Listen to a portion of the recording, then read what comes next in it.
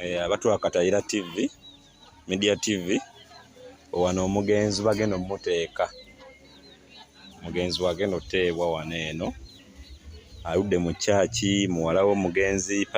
pastor Yiga aludde mu chaachi ng'asaavinga Katonda we naye Katonda watu wakigeze mwego omugenzi Mukama agumuze emirembe.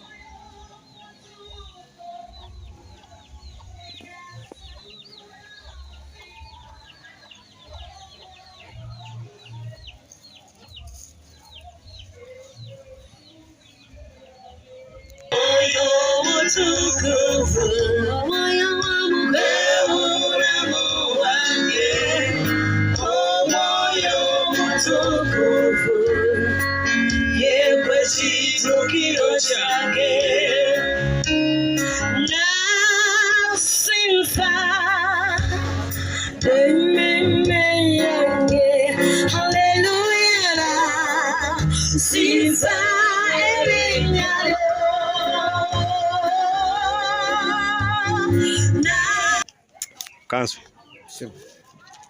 nga kitalo nnyo kitalo tulikunyola kwa maanyi. Okay. Awala ina ne Kasubi kitalo kikaya tuli muno njerere tubana basamite muwala w'omugenzi abadde nga muwala w'endiga ye egenze ekituufu twavaire Mukama Katonda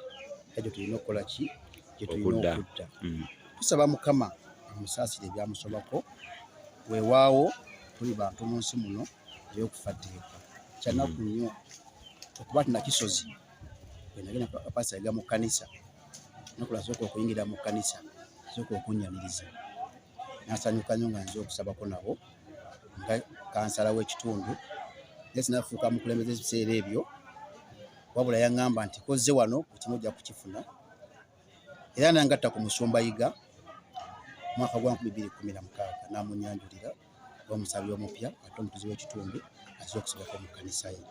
So pastor Yiga alina neighbor waffe Kawaala naye saafunanga nnyo obudde bugendayo naye bwe nagenda ensozi yanyanyiza laga nti n'entebe yo eri wano ojja okutuulanga nebaza na kisozi kubanga yankwatako okusamaso g'omusumba Yiga omusumba Yiga nansabira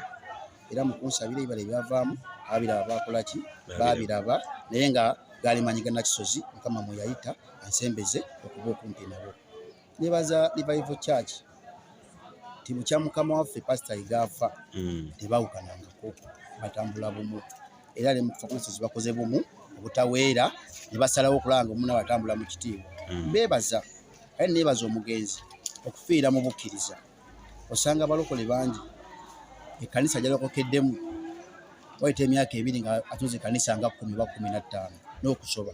kakisozi batandikira obulokole era wafiiridde oba amaze mu kkanisa pastor emyaka nga 25 basa batambula ne pastor Yiga bantu batono nnyo abawunzi abawumulya mu kukkiriza mu kifo ekimu bantu abalala bazungazunga nnyo sebo akala kenjagala okusembyayo nebaza nnyo omubaka wa Lubaga North Abubeka Kawalya mulimu gwakoze kuba namukubye esimu ne mubikira omugenzi nti nfiiriddwa mu kitundu kyange yasawa ambulance netwambuza omulambo gujja mu ddwaliro abasinga tebakimanya nagujje Namirembe mu ddwaliro ne ambulance negulete Kasubi maka g'omugenzi ate negujjawo neguleta ku kanisa Revival Church Kawaala ate negujjawo negulete ekikaje kugenda okuziikibwa nebaza omulole Kawalya Abubeka tiwebale nnyo sebale ddala byetwakutuma byokola abalonzi basiima era basiimira ddala sebo tukusaba Mukama waffe nkusaba busabi totulekerera n'ekisanja kijja komawo okuva na Lubaga kuba go basobola okubaweza bakapaliamenti. Okay, akatalekeka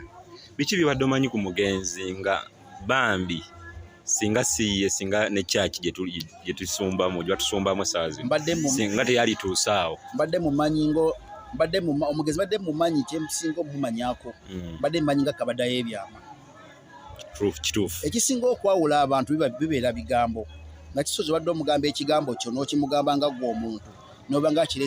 ateeseza omuntu ow'omunda ddala ng'ateeseza omwoyo ekisinga okwawula abantu bigambo nakisozi abutetya muntu kigambo kikyamu abadde alina kabada y'ebyama nsaba mwenna abasigadde omuyige nti omuntu alina kabada y'ebyama ate omuntu abeera n'okwagala eri abantu be natuzirwa mukwano ndabako abamu abafiirwa abantu baabwe eyo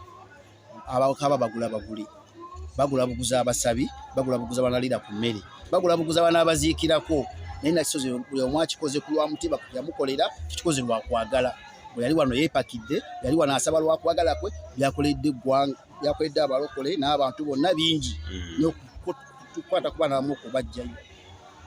Byemu ku bye njogera ku mbuza kutono tunaako ebitunudde.